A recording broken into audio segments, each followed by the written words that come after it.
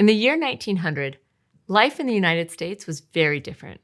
1 in every 125 people died of infectious diseases every year. It was a tragic fact of life that pneumonia and the flu regularly killed people. But by 1980, that number was only about 1 in every 3,000. We take it for granted that over time, society gets better at tackling infectious diseases. But the fact that they became more than 20 times less deadly in just under a century is pretty astonishing. With diseases robbing fewer people of long, healthy lives, life expectancy in the US jumped from 48 to 73 in the same time span. Amazingly, we see a similar story in other countries too, which suggests something pretty big is going on. How did such dramatic changes happen in such a historically short span of time? One way to approach the question is the theory of epidemiological transition. It describes how the nature of diseases in a country changes as the people and their societies change. In this episode, we'll take a look at how this theory helps us chart the journeys nations take to push back infectious diseases and the challenges they face along the way. I'm Sabeti, and this is Crash Course Outbreak Science.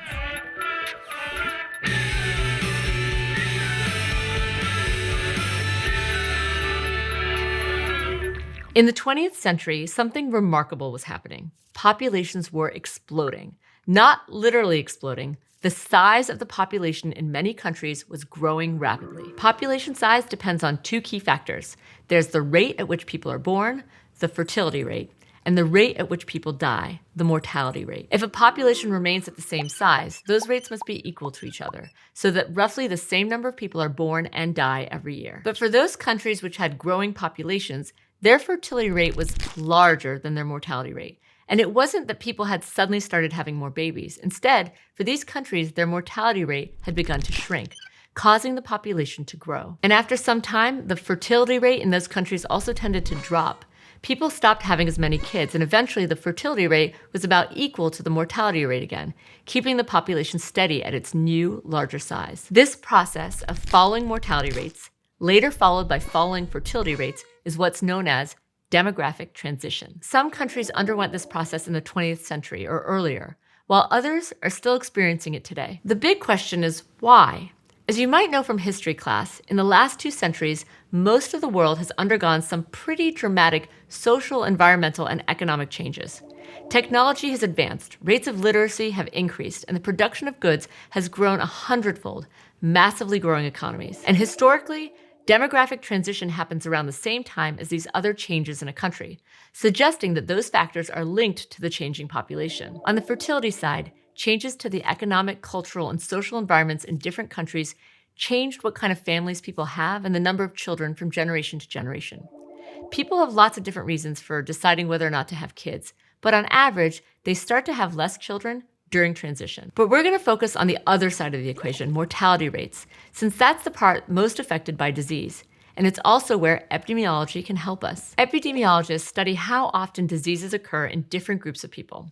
We'll take a closer look at their roles later, but for now, the important thing is that since most people tend to die from some kind of disease, epidemiology helps explain why mortality rates fall during transitions. Epidemiologists saw that before and after these demographic transitions, there are very different trends in the common causes of death. Initially, many people in a country seem to die from infectious diseases like tuberculosis or dysentery. But after a transition, the most frequent cause of death relates to diseases that aren't infectious, like heart disease and cancer. Those second kinds of diseases tend to be linked to the process of aging and our lifestyles. Nowadays, they're often referred to as non-communicable diseases, or NCDs, since they aren't communicated between organisms by infectious pathogens. The shift from infectious or communicable diseases to NCDs as a major cause of death is a vital clue for understanding why a country's mortality rate could be decreasing. It's also where epidemiologist Abdel Amran comes in. In a paper published in 1971, he put forward a way of understanding this change with the theory of epidemiological transition. The idea was that the falling mortality rates during a demographic transition are due to a smaller fraction of people dying from infectious diseases relative to the whole population.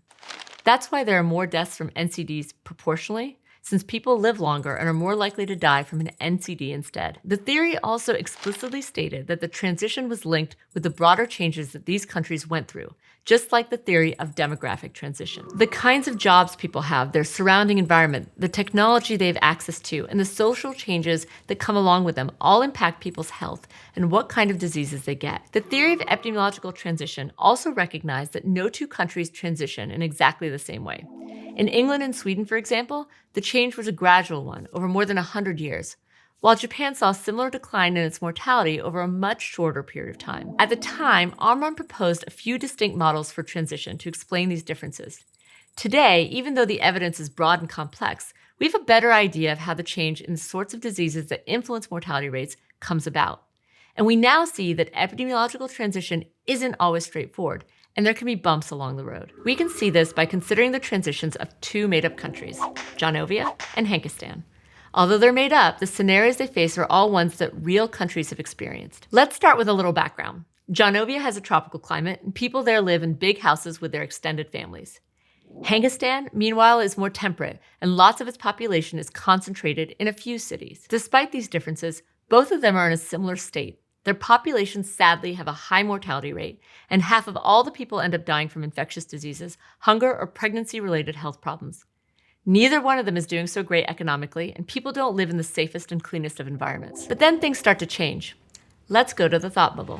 Both countries experience declines in their mortality rates, but for quite different reasons. Hankistan's economy begins to industrialize, and soon, on average, people are working more economically productive jobs and getting a little richer. Hankistan invests this new money in better sewer systems and trash collection, taking waste away from where people live.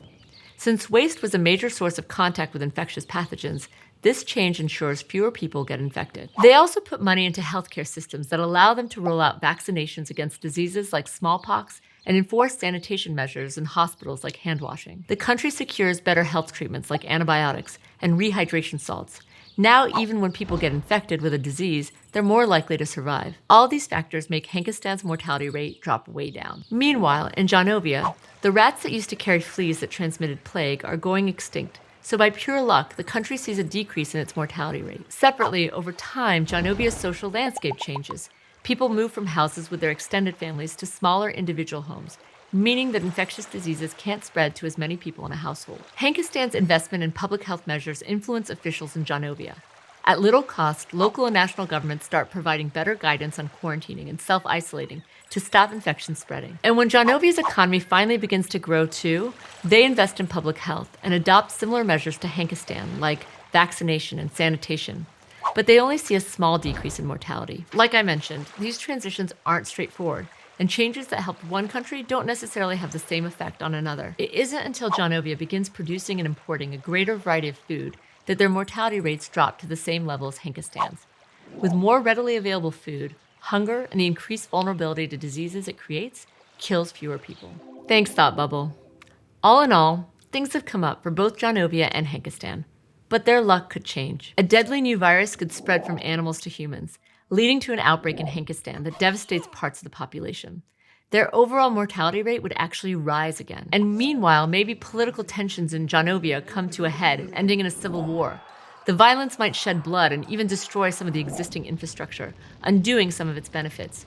Mortality would rise there too. Eventually, Hankistan and Janovia could overcome these challenges. The war could end, and preventative measures and treatments against the virus could take hold, improving both situations. So far, we've looked at both Hankistan and Janovia's populations as though they're just one big group. But in the same country, there can be populations who experience totally different situations. Since a lot of its population was there, Hankistan's wealth became concentrated in its big cities, which experienced better health overall compared to poorer, more rural areas of Hankistan. A new virus would have a much greater impact outside of cities, since health systems in those parts of the country wouldn't cope as well because they lack the equipment and resources that bigger investment could have provided. Many real countries also have stark health inequalities within their population. People live in different environments, are exposed to different risks, and can be better or worse off when public health measures are implemented in response to an outbreak. And of course, it's not like infectious diseases have disappeared for good after a transition. Janovia, as we know, is a tropical country, and so has a naturally high number of mosquitoes, which is keeping cases of malaria high. And what's more, although fewer people are hungry thanks to their food policies, Changes to lifestyles led to high rates of obesity, which could increase the likelihood of developing NCDs like heart disease and cancer. In fact, many lifestyle factors like whether people smoke, drink, exercise, or sleep well could affect how prevalent certain NCDs are in different demographics within Johnovia's population. Countries that still face a sizable amount of infectious disease and NCDs are said to be facing a double burden of disease. That's particularly challenging because it requires tackling two related public health problems together. For example, having a chronic condition like lung disease or cancer can make you more susceptible to falling seriously ill or dying when catching an infectious disease like the flu. And even though countries might not have a high mortality rate from infectious diseases all the time, as populations get older, the prevalence of NCDs becomes high. That means in the case of an outbreak, a country with an older average population may be more vulnerable than it otherwise would be. So the same social, environmental, and economic changes that drive largely beneficial epidemiological transitions create new vulnerabilities. As we saw for Johnovia and Hankistan, the inequalities within and between countries can even increase the risk of outbreaks and impact who will be most affected by them. And that's what we'll be looking at in our next episode. We at Crash Course and our partners, Operation Outbreak and the Sabeti Lab at the Broad Institute at MIT and Harvard, want to acknowledge the indigenous people native to the land we live and work on, and their traditional and ongoing relationship with this land. We encourage you to learn about the history of the place you call home through resources like native-land.ca, and by engaging with your local indigenous and Aboriginal nations through the websites and resources they provide. Thanks for watching this episode of Crash Course Outbreak Science, which was produced by Complexly in partnership with Operation Outbreak and the Sabeti Lab at the Broad Institute of MIT and Harvard, with generous support from the Gordon and Betty Moore Foundation. If you want to help keep Crash Course free for everyone, forever, you can join our community on Patreon.